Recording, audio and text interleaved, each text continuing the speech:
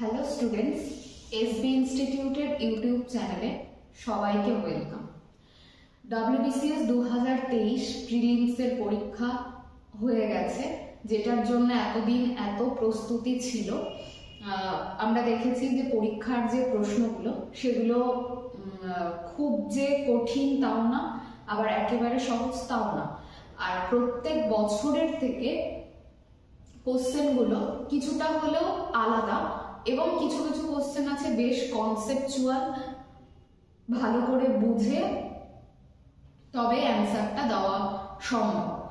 তাহলে দেখো, এসবি ইনস্টিটিউটের ইউটিউব চ্যানেল থেকে প্রত্যেকটা বিষয়েরই ভিডিও তোমাদের কাছে চলে এসছে অ্যান্সার কিগুলোর জন্য।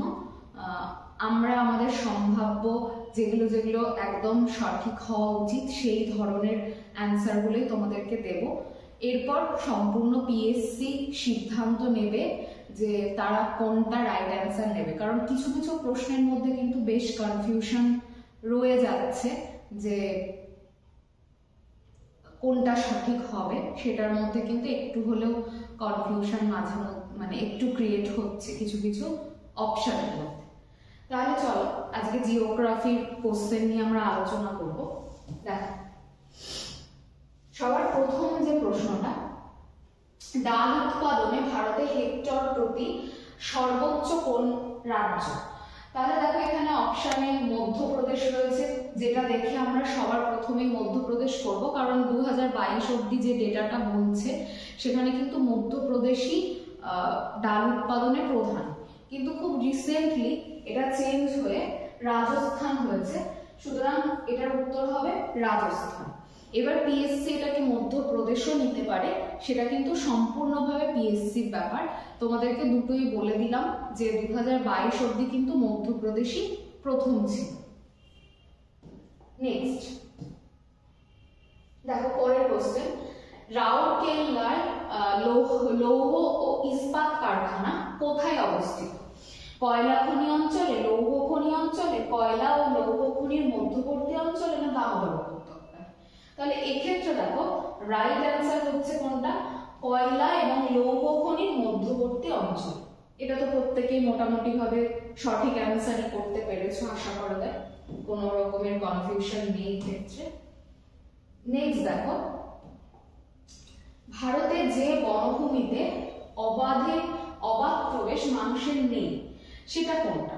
এখানে দেখো, জাতীয় উদ্যান, অভয়ারণ্য, সুরক্ষিত অরণ্য, এই তিনটেতে মানে অপশন এ, বি এবং ডি তে কিছু কিছু ক্ষেত্রে অনুমতি সাপেক্ষে মানুষ কিন্তু প্রবেশ করতে পারে কিছুটা জায়গায় বা সামান্য জায়গাতে। কিন্তু এখানে দেখো, অপশন উত্তরটা হবে সংরক্ষিত অরণ্য। এখানে কিন্তু মানুষের অবাধে প্রবেশের কোনো রকমের সুযোগ নেই। নেক্সট, সরি এটা একটা ইকোনমিক্সের প্রশ্ন। নেক্সট, ভারতে মিথেন গ্যাসের একটা প্রধান উৎস, এটা তো আমরা মোটামুটি প্রত্যেকেই জানি, ভারতে মিথেন গ্যাসের প্রধান উৎস হচ্ছে ধান চাষের জমি। তাহলে ভারতে মিথেন গ্যাসের প্রধান উৎস হচ্ছে ধান চাষের জমি। নেক্সট দেখো, ওশান থার্মাল এনার্জি কনভার্সন প্রক্রিয়ায় ভারতে বিদ্যুৎ উৎপাদন হয়। কোথায় হয়? কলকাতা, হলদিয়া, মাদ্রাজ, পারাদীপ। রাইট অ্যান্সার হতো, মানে সব থেকে বেশি পরিমাণে যদি বলা হতো তাহলে অবশ্যই লাক্ষাদ্বীপ হতো, কিন্তু এখানে যে অপশনগুলো আছে তার মধ্যে থেকে কিন্তু হবে মাদ্রাজে বা চেন্নাইতে ওটেক বা ওশান থার্মাল এনার্জি কনভার্সনের মাধ্যমে কিন্তু বিদ্যুৎ উৎপাদন করা হয়।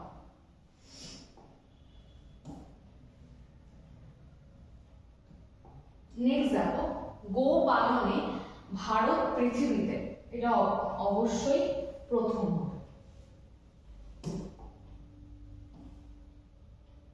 এরপর দেখো, এটা বেশ কনসেপচুয়াল প্রশ্ন, লাদাখ মালভূমি অঞ্চলে মানুষের মৃত্যু বেশি হয় যে বৃষ্টিতে। সাধারণত লাদাখ মালভূমিতে বৃষ্টিপাত হয় না, কারণ লাদাখকে আমরা ভারতের শীতল মরুভূমি বলে থাকি। এক্ষেত্রে দেখো অপশনগুলো, প্রথমটা হচ্ছে পরিচলন বৃষ্টি। প্রথমেই বলি পরিচলন বৃষ্টিটা হয় কোথায়? পরিচলন বৃষ্টি হয় নিরক্ষীয় অঞ্চলে পরিচলন বৃষ্টি দেখতে পাই, সেটা তো হচ্ছেই না। সীমান্ত বৃষ্টি নাতিশীতোষ্ণ অঞ্চলগুলোতে হয়, যেখানে শীতল বায়ু এবং উষ্ণ বায়ু এসে মিলিত হয়, সেই জায়গাটাতে হয়, তাহলে সীমান্ত বৃষ্টিও হচ্ছে না। লাস্ট দেখো মেঘ ভাঙা বৃষ্টি, ওখানে কিউমুলোনিম্বাস মেঘ সৃষ্টি হওয়াটা সম্ভবই না লাদাখে, তাহলে এক্ষেত্রে কিন্তু একমাত্র উত্তর হচ্ছে শিলাবৃষ্টি।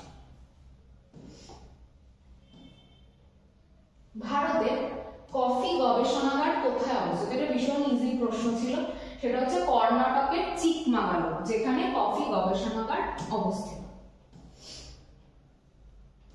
নেক্সট দেখো ভারতের হীরক চতুর্ভুজ যুক্ত করছে, এদের মধ্যে দেখো বন্দরকেও যুক্ত করে না, বিমানবন্দরকেও যুক্ত করে না, বা শিল্প শহরকেও কিন্তু যুক্ত করে না। কোনটা উত্তর হবে?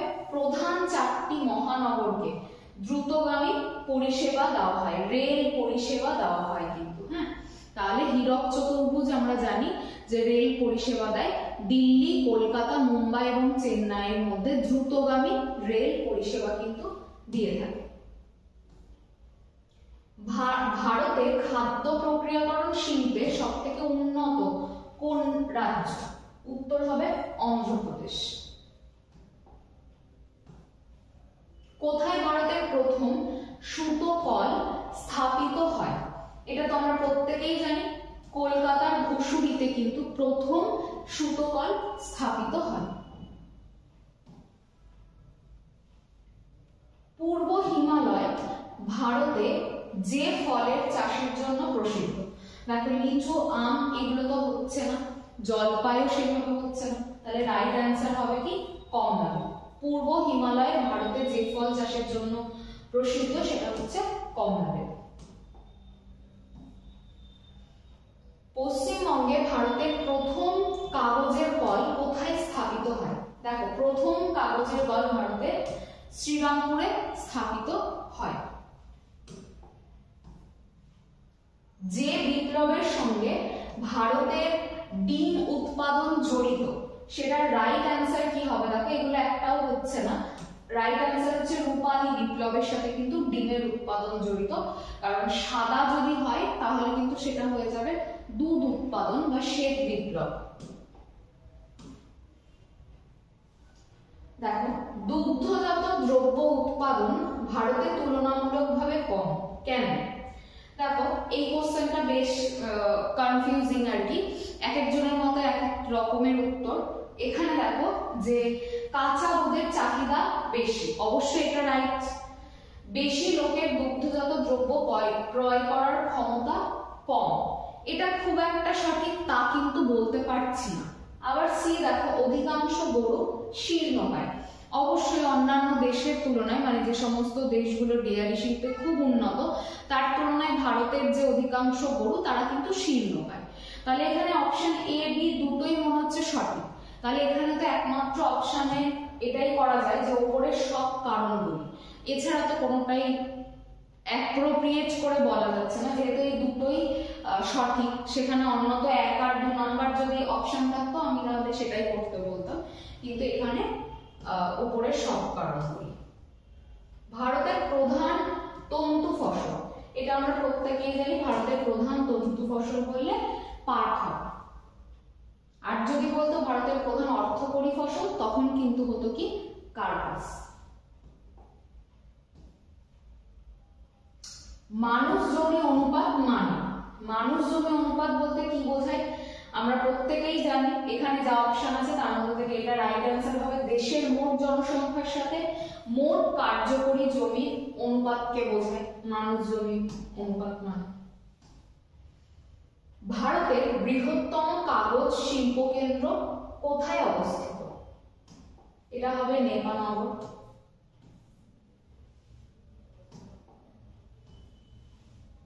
ভারতের চা গবেষণা কেন্দ্র কোথায় গড়ে তোলা হয়েছে? এটা অবশ্যই হবে উত্তর অসমের জোরহাটে। বায়োডাইভার্সিটি শব্দটি প্রথম ব্যবহার করেন কে? এটা হচ্ছে মায়ার্স হবে।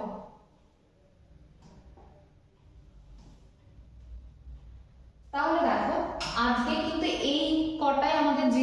প্রশ্নের আলোচনা ছিল। যাদের যাদের একদম সবকটা প্রশ্নের উত্তরই সঠিক হয়েছে তারা অবশ্যই কমেন্টে জানিও প্রত্যেকটা প্রশ্নের উত্তর যদি সঠিক হয়। এরপর তো সম্পূর্ণ পিএসসির ওপর নির্ভর করছে তারা কি অ্যান্সার কি দেবে, এবং তার উপর নির্ধারিত হবে কিন্তু যে কার কতগুলো ঠিক হয়েছে। তাহলে দেখো, প্রত্যেক বছরের তুলনায় ভূগোলের বিষয়ে যদি আমরা ভাবি তাহলে কিন্তু মানে ফিজিক্যাল যে জিওগ্রাফি সেই পার্টটা কিন্তু পুরোটাই মিসিং, যেটা খুব একটা জিওগ্রাফির ক্ষেত্রে দেখাই যায় না যে নদ নদী পর্বত এগুলো থেকে প্রশ্ন আসেনি, এরকম কিন্তু হয় না। তা যাই হোক, যারা একদম কোনো কিছু না ভেবে বছরের প্রথম থেকে সঠিকভাবে পড়াশোনা করছো তারা প্রত্যেকেই খুব ভালো অ্যান্সার দিতে পারবে, এটাই আশা রাখি। আর আগামী বছর মানে 2024-এর যে WBCS তার জন্য এসবি ইনস্টিটিউটে কিন্তু ভর্তি চলছে, এবং সেটা জানুয়ারি মাস থেকে ক্লাস তোমাদের স্টার্ট হবে। প্রথম যারা একদম ভর্তি হচ্ছ, প্রথম 20 জনের ওপর আমরা কিন্তু একটা বিশেষ ডিসকাউন্ট দিতে চলেছি। সেক্ষেত্রে কিন্তু তোমরা অবশ্যই এসবি ইনস্টিটিউটের চ্যানেলটিকে সাবস্ক্রাইব করো এবং ফলো করো যে কখন কি ভিডিও আপলোড হচ্ছে। তার উপর কিন্তু তোমরা কিন্তু বেল আইকনটা প্রেস করে রেখো যাতে সাথে সাথে তোমাদের কাছে নোটিফিকেশন পৌঁছে দেয়। আর এবার যে 2024 সেটা খুব প্ল্যান করে খুব সুন্দরভাবে অন্যান্য টিচাররা আমরা সবাই মিলে কিন্তু একটা ফ্রেমওয়ার্ক তৈরি করছি যাতে খুব গুছিয়ে সিলেবাসটা সুন্দরভাবে তোমাদের কাছে একদম, দেখো এখন কিন্তু এই জায়গা থেকে প্রশ্ন আসবে ওখান থেকে প্রশ্ন আসবে না এই ধরনের কথাগুলো কিন্তু এবছরের WBCS দেওয়ার পর কিন্তু আশা করা যায় যে বলা উচিত না, কারণ যে সমস্ত গতানুগতিক চ্যাপ্টার থেকে প্রচুর প্রশ্ন আসে সেগুলো এবারকার পরীক্ষাতে অনেকটাই মিসিং, সেখানে যেগুলো একটু কম গুরুত্বপূর্ণ সেগুলো অনেকটাই প্রশ্নের মধ্যে কিন্তু ফুটে উঠেছে। তাহলে আমাদেরকে কিন্তু একদম সিলেবাস ওয়াইজ পুরোটা পড়তে হবে, সবটা মাথায় রেখে পরীক্ষায় বসতে হবে। যারা যারা আমাদের এসবি ইনস্টিটিউটের সাহায্য বা গাইডেন্স নিতে চাইছো তারা অবশ্যই নিচে দেওয়া নাম্বারে কিন্তু ফোন করে নিজের নাম নথিভুক্ত করো, সময় নষ্ট করো না, নইলে কিন্তু এই 20 জনের মধ্যে থেকে কিন্তু তোমার নামটা মিস হয়ে যাবে। তাহলে সবাইকে অসংখ্য ধন্যবাদ ভিডিওটি দেখার জন্য, এবং প্রত্যেকে কিন্তু চ্যানেলটিকে সাবস্ক্রাইব করো, শেয়ার করো ভিডিওটি ভালো লাগলে। আর এসবি ইনস্টিটিউটের সাথে কিন্তু তোমরা এগিয়ে চলো। 2024-এর পুরো সাকসেস এনে দেওয়ার দায়িত্ব কিন্তু সম্পূর্ণরূপে এসবি ইনস্টিটিউটের। তোমরা শুধুমাত্র পড়াশোনা করো নিয়মিত এবং নিজেদের লক্ষ্য স্থির রেখে এগিয়ে চলো। Thank you.